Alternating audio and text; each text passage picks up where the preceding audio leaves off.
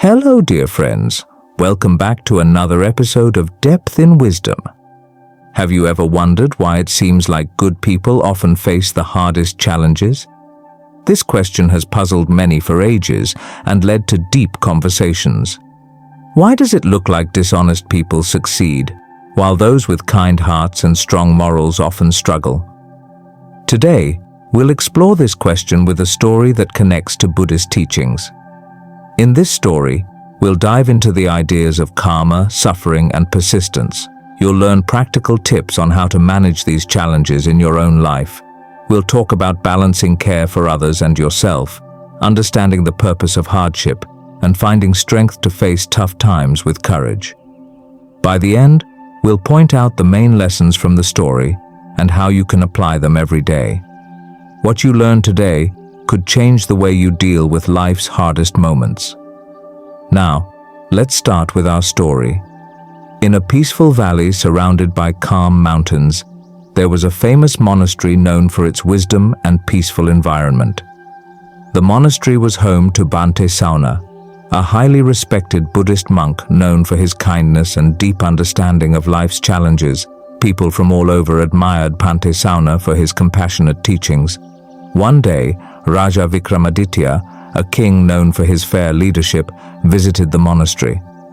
Though he was a just ruler, he was troubled by a difficult question. Why do good people seem to have bad luck? He had seen many honest and kind people suffer, while those who were dishonest and cruel seemed to succeed. This confused him deeply, so he came to Bhante Sauna for answers. The king wanted to understand why this imbalance existed and how it fit with his sense of right and wrong.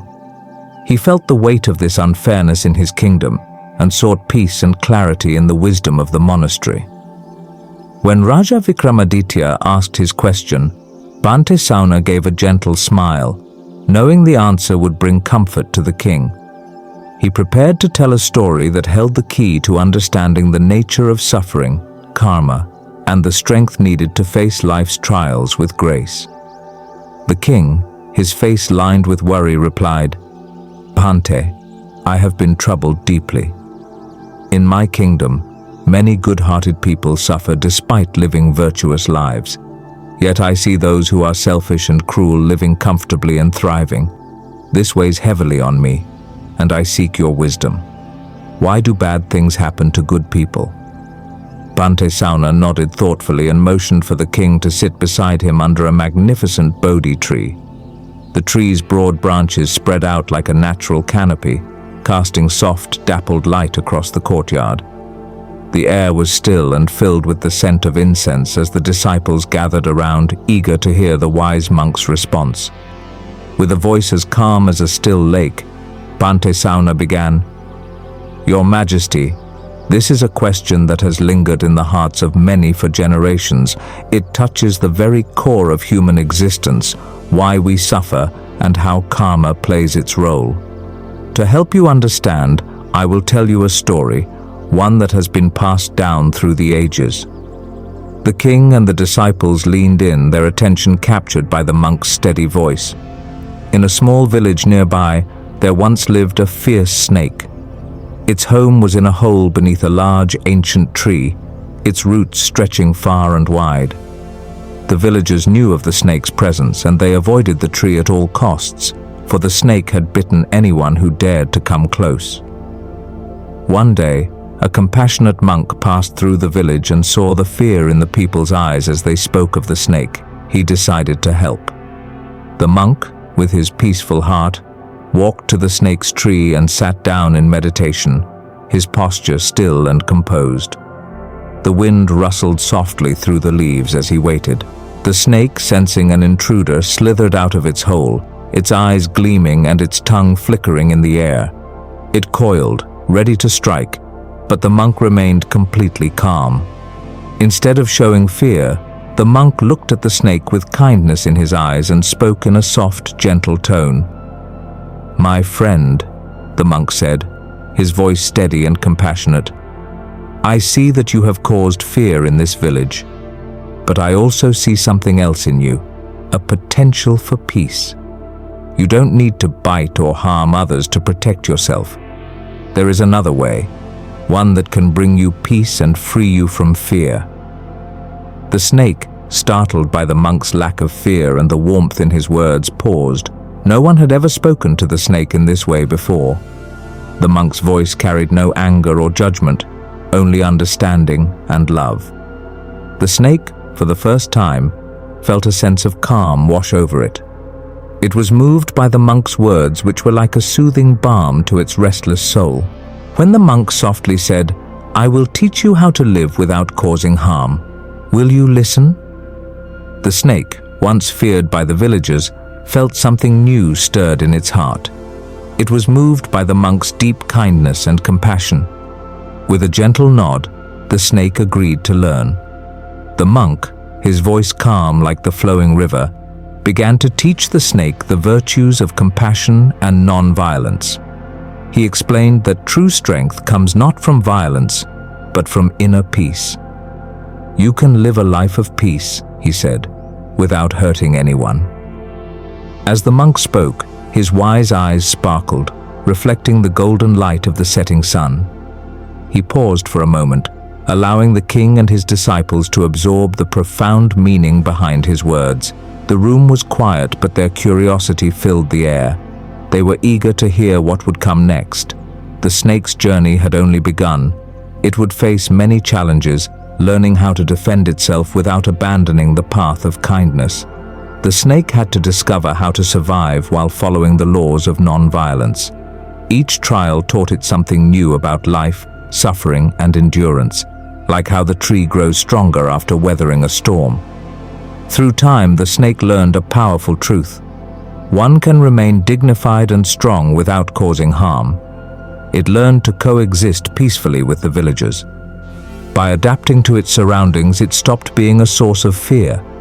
The villagers no longer saw it as a threat, and the snake lived in harmony, its very presence a symbol of balance and peace. Back at the monastery, the disciples sat in silence, their minds filled with the lessons of the story. They pondered why good people often suffer, despite living virtuous lives.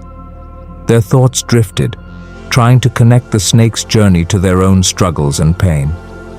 King Raja Vikramaditya, with his brow furrowed in deep thought, turned to Bhante Sauna and asked, "I now understand the need to protect oneself and maintain dignity, but I still struggle to grasp why good people endure so much suffering, even when they try to live justly." Bhante Sauna, his gaze steady and full of understanding, replied, "The suffering of good people is a mystery that has long puzzled even the wisest minds. Yet, the snake's story teaches us an important lesson. True strength is revealed in how we respond to suffering. By choosing compassion over violence, we can move through life's hardships with grace.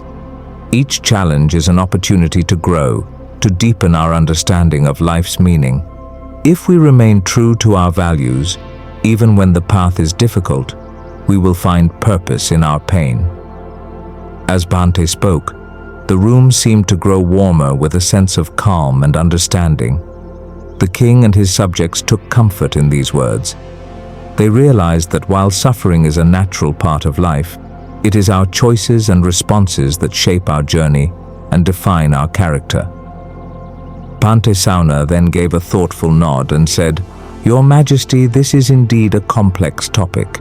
Perhaps another story can help shed more light." He began, "Once upon a time, there was a wise and compassionate king named Satwa, who ruled over a prosperous kingdom. His people adored him because he was fair, kind, and lived by the principles of Dharma. His heart was pure, and he always did what was right. One day, King Satwa decided to journey to a distant part of his kingdom, deep in the heart of a thick forest, to better understand the lives of his people. The trees towered above him like silent guardians, and the forest floor was soft with moss. As he traveled, King Satwa encountered a group of bandits. Their eyes were cold and full of greed. Even though the king spoke with wisdom, trying to reason with them, the bandits attacked him without mercy. The king fought bravely, but he was outnumbered.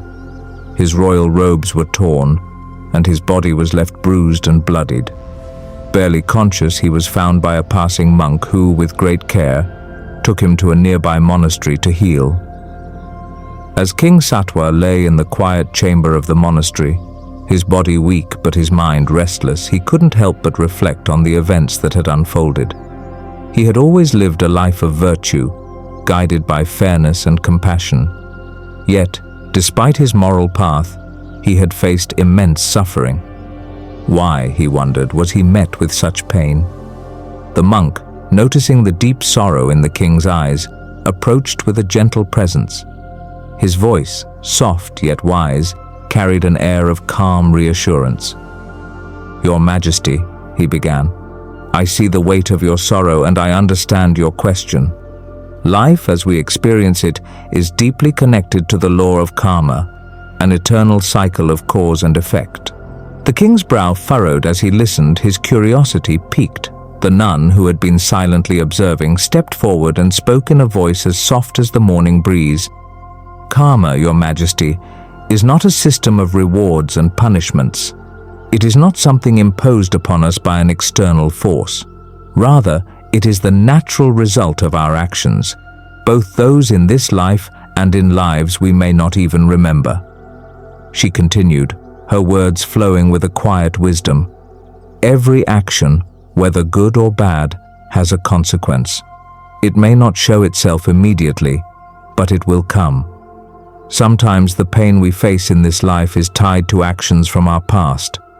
But it's not meant to punish us. It's meant to teach us, to give us a chance to grow, to purify our souls." King Satwa leaned in, his mind now fully engaged. He had never heard karma explained this way, and it began to reshape how he saw his suffering. The nun continued, "Just as a seed, once planted, grows and bears fruit, so do our actions. Karma is like a mirror that reflects back to us the energy we have put into the world.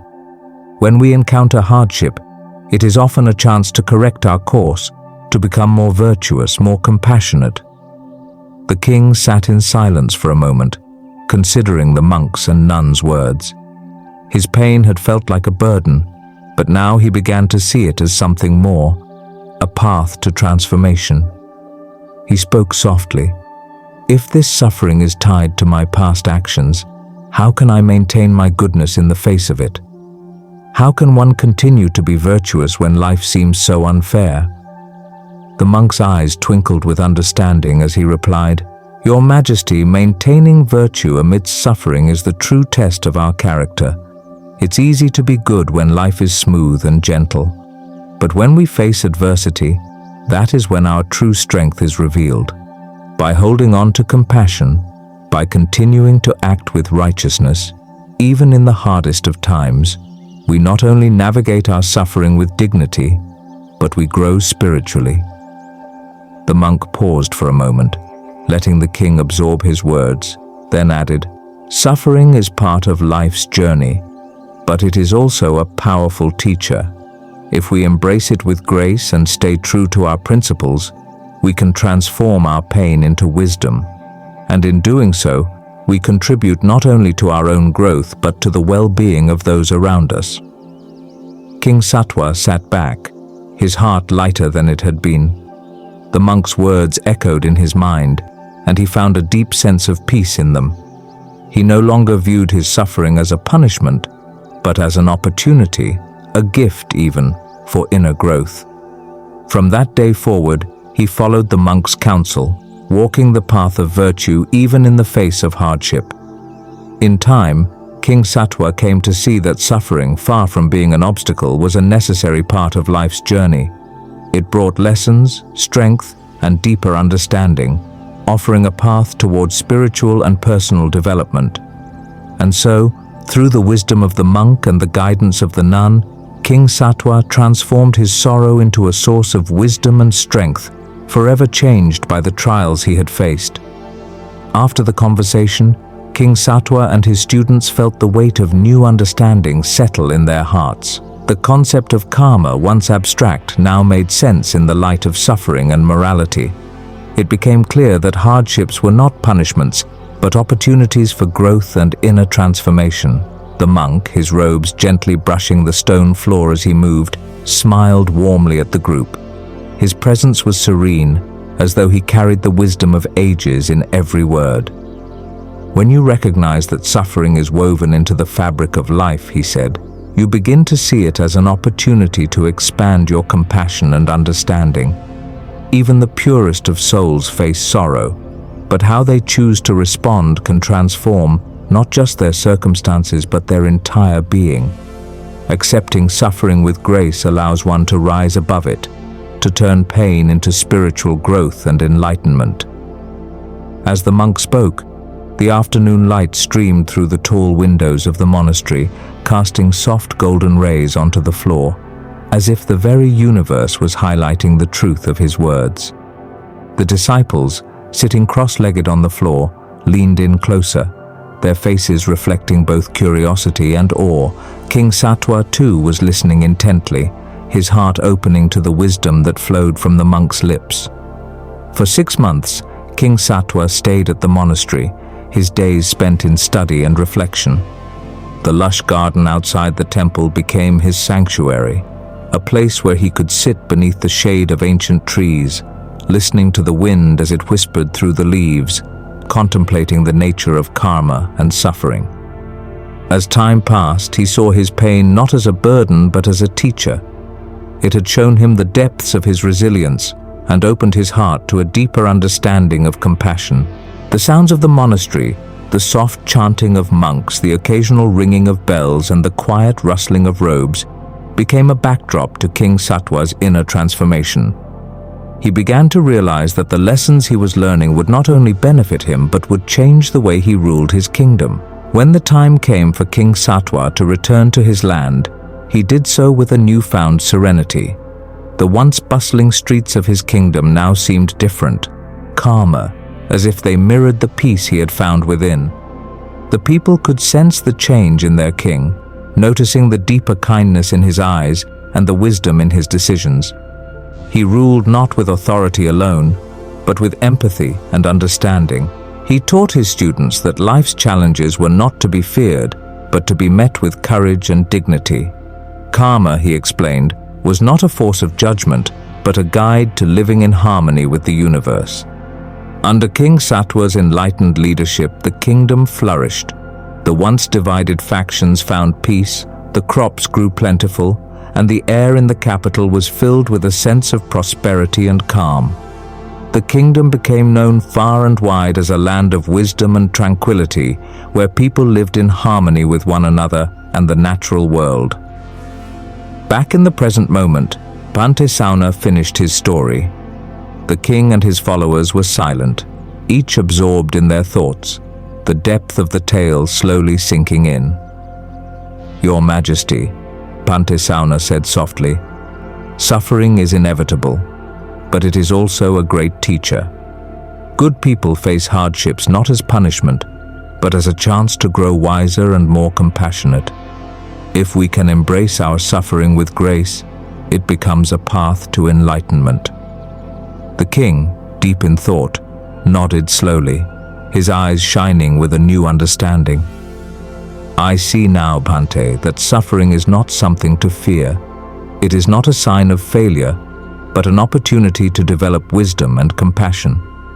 Yet, how do we ensure that the difficulties we face do not break our spirit?" Bhante Sauna smiled kindly, his eyes filled with warmth. "This is the heart of our final lesson, Your Majesty. It is about cultivating resilience and inner peace, even in the face of adversity." The room seemed to still as Bhante Sauna began to speak about the art of resilience. Maintaining inner peace requires a deep understanding of yourself and the world around you. It means being compassionate toward your own struggles as well as those of others. When you can face your challenges with kindness both to yourself and to those who cause you pain, you build a strength that goes beyond mere endurance. You learn to rise above the suffering, to meet it with grace, and to transform it into wisdom. The monk's words hung in the air, rich with meaning, like the scent of incense that lingered in the monastery halls. King Satwa and the students were enraptured, their minds weaving together the lessons of karma, suffering, and resilience into a tapestry of understanding. By the end of the conversation, the king and his followers felt enlightened. The teachings had not only answered their questions, but had provided them with tools to face their own lives with empathy and strength. As they left the monastery that day, there was a quiet resolve in their hearts, a readiness to embrace life's challenges with compassion and courage. In a low, commanding voice, Bhante Sauna addressed the gathering. His presence was calm but firm, and his words carried the weight of wisdom. The stories you've heard offer a deep understanding of karma, pain, and the delicate balance between taking care of yourself and showing compassion to others. Now let us turn our attention to how we can remain calm and strong when life becomes difficult. The room grew still as the king and the students leaned in, eager to hear what the monk had to share. Bhante Sauna stood tall, his robes gently swaying with his movements as he began to speak. His voice was steady and soothing, like the rhythm of a slow river. Life is constantly shifting, bringing moments of joy and sorrow. To stay grounded amidst these changes, we need to develop certain inner qualities. These qualities will serve as anchors, helping us navigate the storms of life with grace. He raised his hand, signaling the beginning of his teachings. Let us start with some key principles that will help us overcome challenges and emerge stronger. First, attention and awareness. Mindfulness is the foundation of inner calm. It means being fully present in each moment without letting our thoughts or emotions carry us away. When we are mindful, we can see our circumstances clearly and respond wisely. As Bhante Sauna spoke, he demonstrated a simple yet profound breathing exercise. His movements were slow, deliberate, and full of peace. Practice this daily, he said, and you will find that it helps you stay centered, no matter what life throws at you. The king and his students followed along, closing their eyes and mimicking the deep rhythmic breaths. As they breathed in sync with the monk, they could feel the tension in their bodies slowly dissolving, replaced by a sense of calm clarity. Second, letting go and accepting. Acceptance is key, Bhante Sauna continued. When we resist reality, we create more suffering for ourselves. But when we accept things as they are, we find peace. Acceptance doesn't mean giving up or being passive. It means seeing clearly and acting with wisdom. He paused for a moment, his eyes reflecting a deep personal understanding. There was a time in my own life when I struggled against circumstances I could not change. It was only when I accepted them that I found true peace. The monk's story resonated with the king, who had often struggled with his own challenges. Listening to Bhante Sauna, he began to realize that acceptance was not a sign of weakness but a path to inner strength. The air around them seemed lighter, as if the burden of resisting life had been lifted. Third, kindness and compassion. Bhante Sauna's face softened, his tone becoming more tender. Cultivate kindness and compassion, he urged. These qualities help us stay connected to others and open our hearts, even in times of pain. Compassion transforms suffering, our own and that of others, into a source of strength. He invited the king and the students to close their eyes once more, this time for a brief meditation. Inhale deeply, he instructed, and as you exhale, imagine sending kindness to yourself. Then, imagine extending that kindness to others, especially those who are struggling. As the room fell into silence, the atmosphere was filled with warmth. The king felt a shift within him, a softening of his heart, as if a new layer of empathy was emerging. The simple act of sending kindness made him feel more resilient, more capable of facing life's challenges with grace. Fourth, discernment and wisdom. Finally, Bhante Sauna said, his voice carrying a note of reverence, cultivate discernment and wisdom. The stories we've heard about karma and suffering teach us to see life clearly. Wisdom allows us to understand the deeper workings of the world and make decisions that are aligned with our values. The monk then shared tales of ancient figures, sages and leaders who, through their wisdom, had overcome great adversity. These people were not immune to suffering, he explained, but they used their wisdom to navigate hardship with dignity and purpose. The king and the students were deeply moved by the stories, feeling inspired to develop their own sense of discernment. They realized that wisdom was not just about knowledge. It was about seeing the bigger picture and using that understanding to make choices that benefited themselves and others. Finally, peace and harmony. Bhante Sauna''s voice softened, yet it carried a profound strength as he introduced the final principle: find serenity. Serenity is a calm state of mind that keeps us grounded through life's ups and downs. It is the stillness that remains even when the world around us is in turmoil. By understanding that everything is transient, both joy and sorrow, we can remain composed, knowing that all things will pass in time. The golden light of the setting sun filtered into the room, casting a warm, tranquil glow over the gathering. As Bhante Sauna concluded his teachings, the atmosphere was filled with a sense of calm reverence. These principles, mindfulness, acceptance, compassion, wisdom, and serenity, are the foundations of a strong and peaceful life. If we nurture these qualities within ourselves, we can face life's difficulties with grace and resilience, transforming suffering into opportunities for growth and enlightenment. The king's response. King Satwa, moved by the monk's wisdom, rose to his feet and bowed deeply. His voice, though steady, revealed the profound gratitude he felt. Thank you, Bhante Sauna. Your teachings have illuminated my heart and mind. I now understand that suffering is not a punishment, but a call to grow and evolve. I will strive to live by these principles and guide my kingdom with compassion and wisdom. The monk smiled gently, his eyes reflecting both pride and affection. Your Majesty, he said, his voice warm, you have the heart of a true leader. Remember, the path of wisdom and compassion is a journey that lasts a lifetime. May you continue to grow and inspire those around you. The students' realization. The students too felt the weight of Bhante Sauna''s words. They exchanged glances, their faces illuminated not just by the fading sunlight, but by the newfound understanding in their hearts. They realized that the teachings they had received would not only help them personally, but could ripple out to others, creating a wave of positivity and peace. As the day came to an end, the students and the king made silent vows to integrate these lessons into their lives.